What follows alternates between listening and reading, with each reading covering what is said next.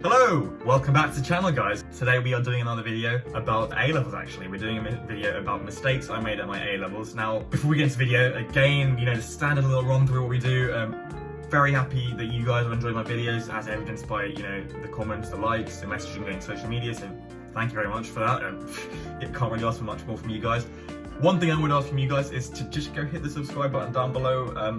Not a lot of you are actually subscribed in terms of those of you who are watching. A lot of you are just watching unsubscribed. Why are you doing that? Go hit the subscribe button down below. It takes 5 seconds, it's free, don't have to do anything. And just hit it down below. It'd be very helpful for me. And it makes me very happy to see these subscribers coming in every day. So yeah, please do hit that down below and make me very happy. We want to get to 200 subscribers by about mid to end March, sort of that period. So, pretty soon. It's pretty optimistic, but we can do it if you guys just hit the subscribe button. Awesome. So the video today is about 3 mistakes that I made at A-level. Now, A-levels for me were interesting. I sat AS levels in year 12, but I'm gonna just talk to you guys, about my experiences in year 12 and year 13. Just imagine that my AS levels are part of my A-level experience. Just because it's probably be more useful to you guys, especially, those of you in year 11 and 12 can watch this as well. Will hopefully be a useful video for you guys to avoid those mistakes when you do your A-levels. So yeah, let's get into the video. Tip number 1, not being organised from day one. Now, A-levels are a 2-year little crash course you do basically, and the key to it is being organised from day one. This means a lot of things. A, it means just generally being organised, keeping all your sheets and folders from day one. Number 2, having the same system.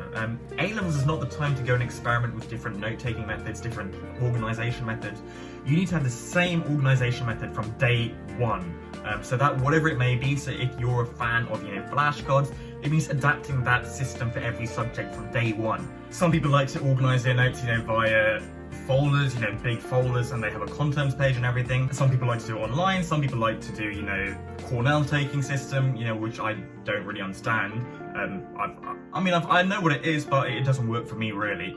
I don't really understand how to use it. That might be the reason. But some people like it, which is fair enough. Go ahead and use it. And it's very effective when it's used properly.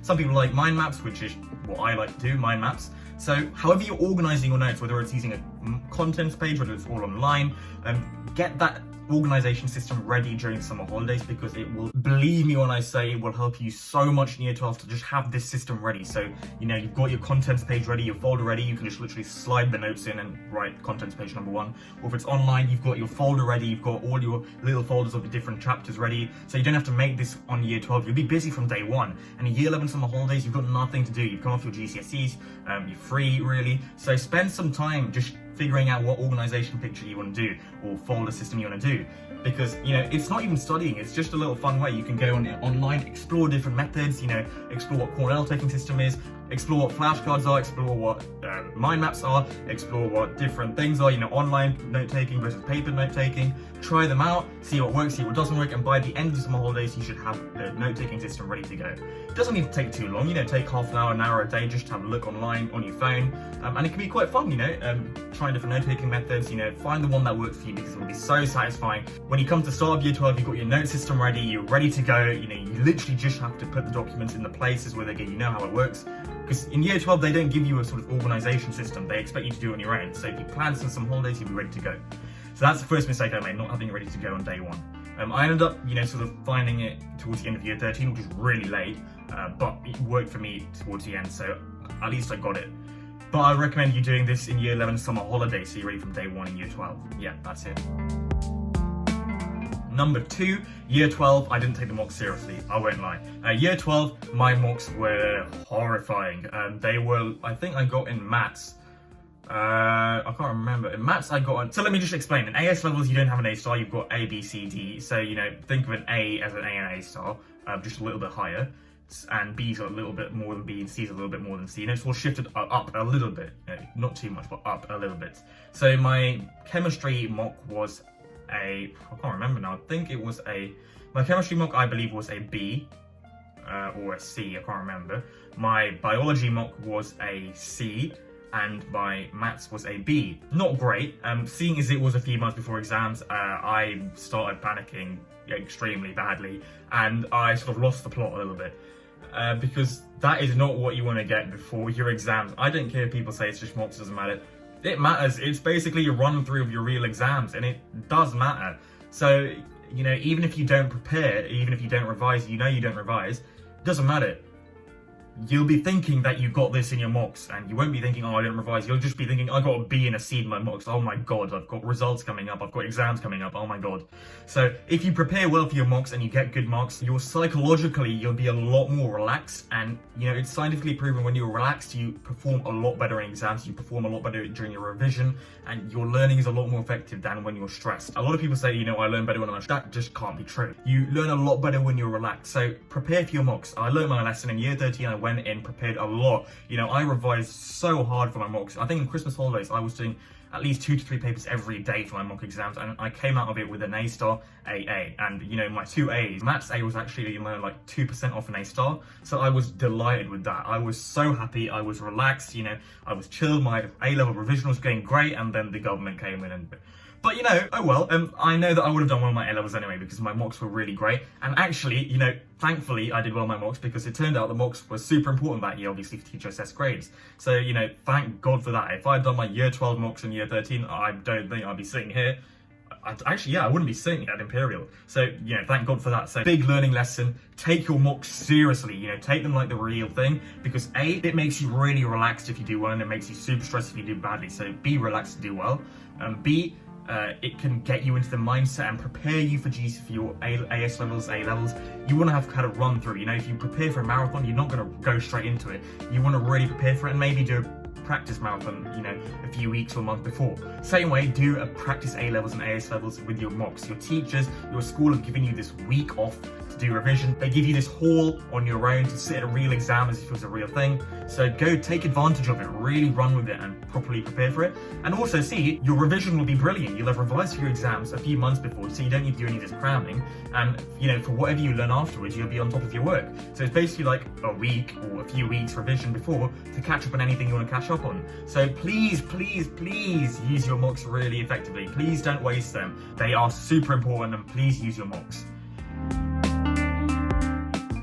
The final thing I think I made a mistake on in my A-levels was not doing the most effective revision I could have done.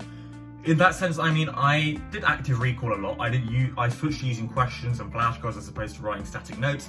But unfortunately, active recall requires another thing called spaced repetition, and it's something that is hammered into you. So these two things need to work together. You can't have spaced repetition without active recall, and you can't have active recall without spaced repetition.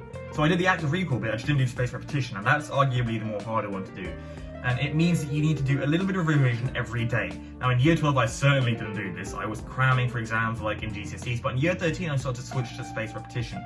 So, you know, after homework and after maybe I'd eat my dinner, I'd go and do a little bit of revision on, you know, one subject or a few subjects. So for example, in biology or chemistry, I would take half an hour to look over what I've been learning, do a few flashcards, a few questions, and it was so helpful. Because in lessons I was up to date on everything, I was so comfortable, and being comfortable and, you know, feeling confident in lessons does a hell of a lot to your performance, because, you know, it really bumps your scores up. You feel, you know, untouchable in exams, because having confidence in lessons builds your confidence towards your tests and examinations. So I really recommend you guys do some spaced revision in your A levels, because it can do wonders for your exam performance. So yeah, that's what I would recommend you do, guys. Spaced repetition. So maybe one subject each day, half an hour after supper or dinner, or, you know, when you get back from school, whenever you find free time, and do a little bit of spaced repetition. Nothing to do with homework, no exams coming up, doesn't matter. Just on one topic you've done, or maybe what you've been doing recently, do some catch up, do some questions. And so when you're doing your spaced repetition, do some questions, some active recall. Maybe spend 10 minutes on looking over what you've done, revising anything, and then spend 20-25 minutes on questions, flashcards, past paper questions, whatever it is, and do some recall. So do some past paper questions, and that will really bump your exam scores up. So those are 3 mistakes I made in A levels. Now, if you guys enjoyed the video, please smash the subscribe button down below, smash the like button as well. We want to get to 200 subscribers by mid to end March, so again, smash that down below. Follow me on social media, which I'll leave here on the left or right hand side of the screen. I don't know, my brain's not working at the moment, whatever side this is. And yeah, I think it's the right side, or you're right. So yeah, and also, hopefully you enjoyed the video. And yeah, smash the subscribe button down below. Leave any comments if you want me to do any particular videos, if you've got any questions about this video, and if you've got any tips or advice, you know, on my videos, if you want me to change up anything or do anything different, feel free to let me know in the comments below. Keep them positive, nice and happy. Yeah. So yeah, thanks very much for all the watch and support in the recent videos, guys. Let's get to 200 subscribers and we'll keep marching on to build a little med family. And yeah, hopefully you enjoyed the video. If you want to make more of these A-level style videos, just smash the like button down below and subscribe. Thank you very much for watching, guys, and I'll see you in the next video. Peace out.